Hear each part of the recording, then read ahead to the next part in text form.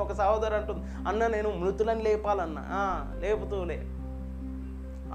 ఆశను నేను తక్కువ చేయట్లే, ఆమె కోరికను నేను తప్పు అనట్లే.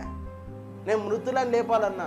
గాంధీ హాస్పిటల్ పోయి మొత్తం మృతులను అందరు లేపుతా. ఎందుకమ్మా గాంధీ హాస్పిటల్ ఎందుకు? మొత్తం శ్మశానంలోకి పోయి మొత్తం మట్టంతా తోడుకొని మృతులను లేవు. అది కాదు. మృతులను లేపుతా అంటే ఇక ఏ మనిషి చచ్చిపోయిన ఇంటికల్లా నేనే పోతా, అది కాదు. That's not the purpose, that's not the case, that's not the way to raise the dead. Yesu ప్రభువు కూడా మృతులను లేపినాడు. యెరూషలేములో చనిపోయిన మృతులందరినీ లేపుకుంటూ వెళ్ళిపోయినాడా? నో. దేవుని చిత్తములో ఉన్న వ్యక్తులను, ఆ నాయీను విధవరాలి కుమారుణ్ణి, ఆ లాజరస్ని, వాళ్ళను తప్ప ఇంకెవరినన్నా లేపినాడా యేసుక్రీస్తు ప్రభు? ఎందుకు లేపలేదు?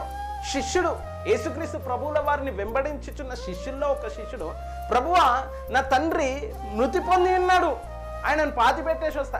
పాతి పెట్టడం ఏంది? నువ్వు నా శిష్యుని ఎవరు అనుకుంటున్నాను? వాళ్ళు ఎవరికో నాయను విధవరాలి కుమారుణ్ణి లేపిన, వాళ్ళని లాజరస్ని లేపిన, నువ్వు నా శిష్యునివయ్యా. మీ డాడీని లేపనా నేను? ఎక్కడున్నాడు చెప్పు మీ డాడీ పేరు చెప్పు, ఆయన లేపుతా అనలే యేసుప్రభు. నేను రైజ్ చేస్తా, నేను డెడ్ రైజ్ చేస్తా అని వెళ్ళలే. ఏమన్నాడే? మృతులు తమ మృతులను పాతి పెట్టుకుంటారు, పోనీ వాళ్ళు పాతి పెట్టుకోని నువ్వు నన్ను వచ్చి వెంబడించు. అదేంటి ప్రభు? వాళ్ళు ఎవరిదో మృతులను లేపుతావు, వాళ్ళ డాడీని లేపుతావు, వాళ్ళ కొడుకుని లేపుతావు, లాజరస్ని లేపుతావు, అందరినీ లేపుతావు, మా డాడీని లేపో.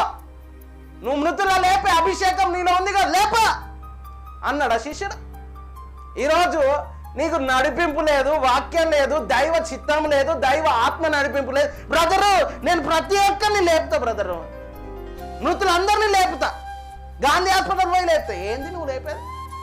డెడ్ బాడీస్ని లేపేస్తా, మృతులను లేపుతా, యేసు దేవుడు అని చెప్తా. No, there is a way to do the things. దేవుని చిత్తము ఉండాలి, దేవుని ఆత్మ నడిపింపు ఉండాలి. వరం ఉంది కదా అని ఎలా పడతా అలా పాడతా. నో.